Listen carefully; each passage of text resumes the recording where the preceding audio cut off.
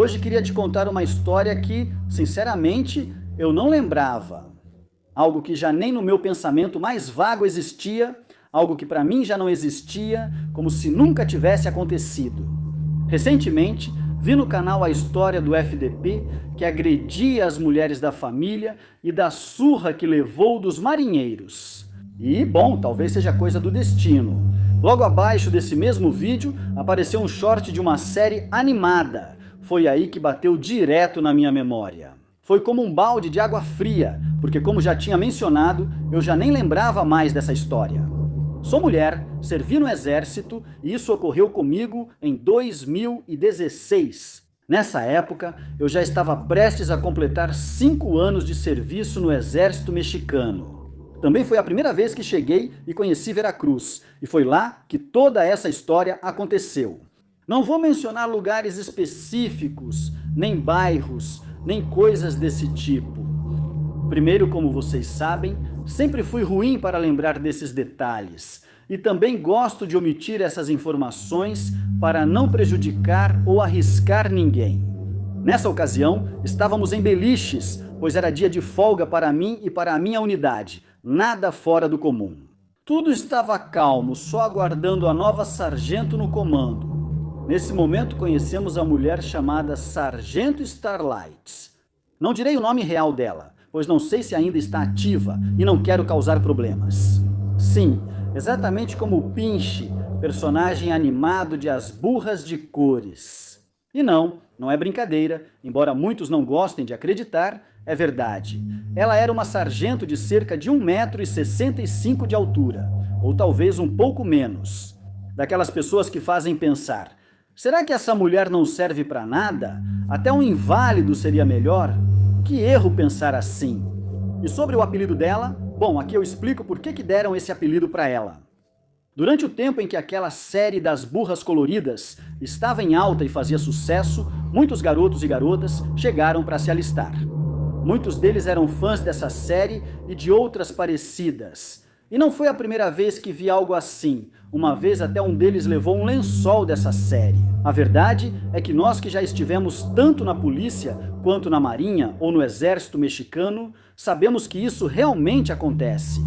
Muitos chegam fãs de séries animadas, trazendo pets, adesivos, livros e quadrinhos. Essas eram algumas razões do apelido Starlight para a sargento, que recebeu esse nome por 3 motivos. A primeira era porque ela tinha um rosto que, assim como o personagem animado, longe de ser sequer agradável, te incomodava, até chegava a causar medo.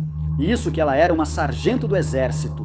Sempre parecia alegre demais, com aquele sorriso branco permanente, e a verdade é que isso não era nada bom. A segunda razão era sua voz, muito parecida com a do personagem. Carismática, amável, alegre, quase brincalhona, mas ainda assim assustadora. Mesmo com 3 anos a mais de experiência que ela, eu sentia respeito e medo. A terceira razão tinha relação com o que mencionei antes, e sinceramente não sei como deixavam, mas na manga do uniforme dela sempre tinha um pet costurado com a imagem da burra, na cor Starlight Glimmer. Naquele dia, saímos para apoiar tarefas de vigilância. A praça era boa para pontos de venda, e o objetivo era obter o máximo de informações para depois estourá-los. Como sempre, pegamos o equipamento, levamos o necessário e nos preparamos mentalmente para possíveis problemas. A verdade é que nunca percebi muito, ou pelo menos não até que tive que sentar dentro da viatura rápida. Nessa altura, eu já tinha um certo posto, já não era mais um soldado comum, tinha conquistado meu lugar na unidade. Ela entrou pelo lado do copiloto, seria ela quem nos lideraria. Os tenentes e subtenentes estavam nas 4 viaturas rápidas de trás. Saindo rumo ao que fosse acontecer, chegamos à área designada para começar o trabalho e a ordem veio direto dos tenentes. Se separem e nos vemos fora da área. Evitem chamar a atenção. Sem faróis, velocidade baixa e distância de um quarteirão entre as unidades. Pegamos uma dessas ruas mal iluminadas, cheias de carros abandonados, típico de área marginalizada. Na verdade, era para ser algo tranquilo. Revisar, identificar e coletar dados de possíveis pontos de venda e casas de segurança de forma simples e sem complicações. Até aquele momento, nada tinha acontecido. Só conseguimos reconhecer 3 pontos de venda e localizar alguns traficantes. Ou, como quase todos lá dizem, os alfonsilos, que vendem o pozinho e a ervinha mágica. Nesse momento, o lógico era ir embora. Missão cumprida, mas a rua estava bloqueada, como sempre neste país miserável.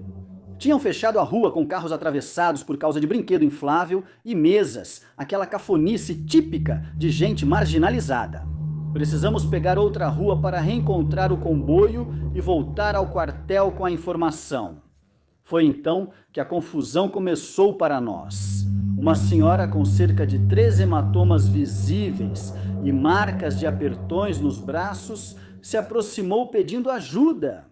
Ela pediu nossa ajuda para acalmar o filho de 19 anos, magro e desleixado, que agrediu a mãe.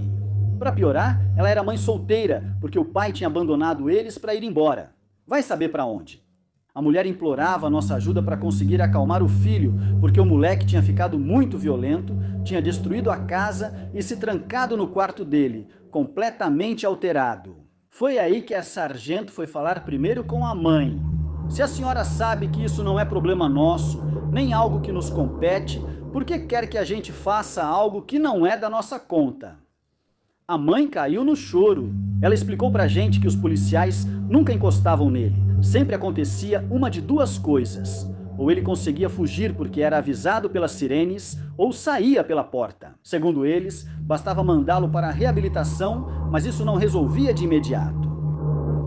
Ela até contou pra gente que já tinha pensado em internar ele à força, mas que cobravam valores altos para manter ele lá. Um certo número de dias, pelo trabalho que ela tinha, que mal dava para ela se sustentar, ela não tinha como pagar isso. Ela já tinha tentado falar com a viatura do tenente, que tinha passado por aquela rua antes, mas não deram atenção, simplesmente seguiram em frente sem dar importância. Era a segunda chance dela e ela implorava por nossa ajuda. A sargento não estava dando muita atenção, ou pelo menos não até a senhora mencionar que não era grande coisa, mas que pagaria se a ajudássemos com o filho dela. Aí tudo mudou. A sargento não tinha motivação pelo dever ou pela moral. O que a moveu foi a ganância, o pouco dinheiro que a mãe podia pagar, que mal chegava a 3/4 do salário de um soldado raso. Mesmo assim, a ganância prevaleceu. Naquela noite, o dinheiro que a mulher ofereceu chorando para ajudar o filho foi direto para o bolso da sargento. Então ela falou: "Agora quero te explicar umas coisinhas. Nós vamos cuidar disso, mas não quero que você vá por aí falando nada. Vou garantir que seu anjinho não encoste mais em você, não te roube, nem gaste seu dinheiro nessas coisas. Independentemente de como a gente devolva ele para você, pro seu próprio bem, não vá dedurar nem falar nada." Chegamos perto da casa da senhora e descemos 3. Eu, a sargento e o carregador. O da torre da caminhonete era o mais forte para segurar ele, se precisasse. Descemos cerca de 50 metros antes da casa. Escondemos a viatura em um beco e seguimos a pé. A casa tinha a porta aberta, estava escura e sem movimento, mas bagunçada por dentro. O sofá caído, cadeiras quebradas na parede e cortinas rasgadas. Basicamente, ali já tinha acontecido uma briga feia. No final de um pequeno corredor ficava o quarto do cara. Já sabíamos que ele percebeu nossa presença sem hesitar. A ordem de Starlight era clara: não falem, se ele atacar, agarrem e levantem para eu acabar com ele na porrada. Ele ficou firme na frente da porta, respirou fundo, abriu, achou o interruptor e vimos. Era um cara magro como um talo de milho. Acho que se você assoprasse forte, ele caía, pois era magro, tinha tatuagens e roupas fedorentas, parecendo dias sem banho. Ele olhou para a sargento e ela já estava lá, com um sorriso nos lábios, balançando a cabeça lentamente para cima e para baixo, como se estivesse analisando ele enquanto mantinha sua postura firme. Desde então, ela deixou claro ao garoto que nada de bom o aguardava, sem paciência, ligação ou reabilitação dessa vez. Só de esquentar, ela já fechou os olhos e ficou mais contente. Ela o observava animada, mostrando a língua e curtindo ver o namorado pelado no chuveiro. Ela disse: "Então foi você que fez tudo isso e agrediu a mãe dela?" O garoto estava duro, olhos arregalados e corpo tremendo, após uma semana sem falar. Quero que saiba que desta vez não há anexo, nem reabilitação, ou pelo menos não uma que você goste, mas será eficaz. No fim da frase, ele pulou levemente e mostrou os dentes brancos. Ficou claro que nada de bom esperava pelo desgraçado. O homem da sirene segurou o cara que levávamos. O garoto ainda estava rígido, mas começava a resistir. Minha função era amarrá-lo para o levantom. Apesar de magrelo, o garoto era forte. A sargento perdeu a paciência. Se você não se acalmar e deixar a gente te levar sem resistência, vou te apagar aqui mesmo. Viemos em missão de reconhecer pontos de venda.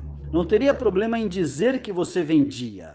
Tem no seu quarto o suficiente para dizer que era vendedor e nos atacou com uma arma? Você se acalma ou eu faço isso? Depois disso, o moleque não resistiu. Amarramos, levamos a viatura e o colocamos na caçamba. A sargento não parou de apontar a arma para ele. Durante o trajeto, ela passou na frente das outras viaturas que nos aguardavam. Eles seguiram o caminho como se nada tivesse acontecido e a gente desviou para um lago meio abandonado ali na região. Escondemos a viatura novamente e dessa vez só eu e a sargento levamos ele até a margem. Foi aí que tudo começou. Não é minha função nem meu trabalho te corrigir, mas sua mãe me pagou uma grana para isso. E agora que eu vejo, vai ser divertido fazer isso e eu vou adorar. Mergulhamos sua cabeça no lago, ele se debatia muito. Ao levantar, a sargento continuou falando. Quero duas coisas, que me diga onde compra e fique quieto, pois isso é só para te acordar e esperar o efeito passar.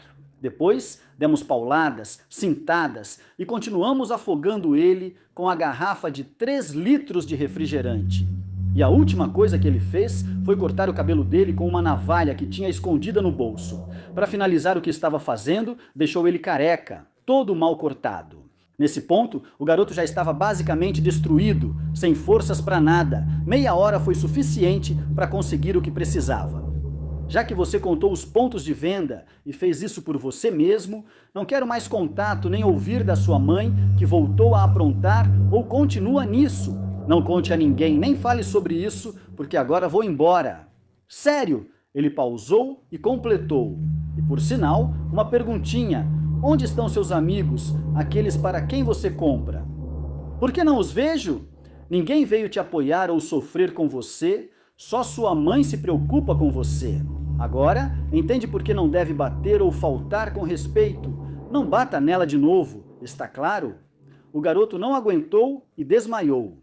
Já não havia mais nada para tirar, então o levantamos e o deixamos na calçada, em frente à porta de sua casa. Bem ferrado, careca e, acima de tudo, sem vontade de continuar fazendo mal à mãe dele. Voltamos correndo porque já estávamos atrasados, sem desculpa para termos demorado mais que as outras 3 rápidas.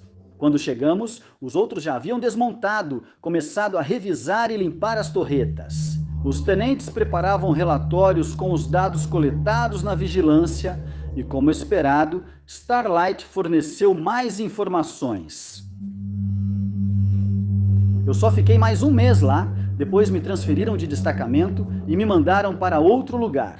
Na verdade, eu não soube muito mais sobre esse garoto. A única coisa que fiquei sabendo foi pela sargento. A surra e a conversa fizeram o garoto voltar e terminar o ensino médio. E ele largou as 2. Da minha parte, ao mudar de destacamento, fui esquecendo essa história aos poucos. Depois vivi outras experiências, tive que perguntar, presenciar situações de colegas, coisas mais pesadas e muito relacionadas a esse trabalho. Com o tempo, essa história foi esquecida por mim até hoje. Por conta da história do canal e coincidências do destino, acabei encontrando aquele personagem animado embaixo de um vídeo.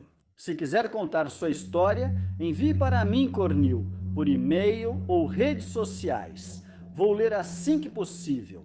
Obrigado por assistir. Sério, isso ajuda muito. Se curtir, comentar ou compartilhar e quiser mais desse conteúdo, inscreva-se. Muito obrigado, até a próxima!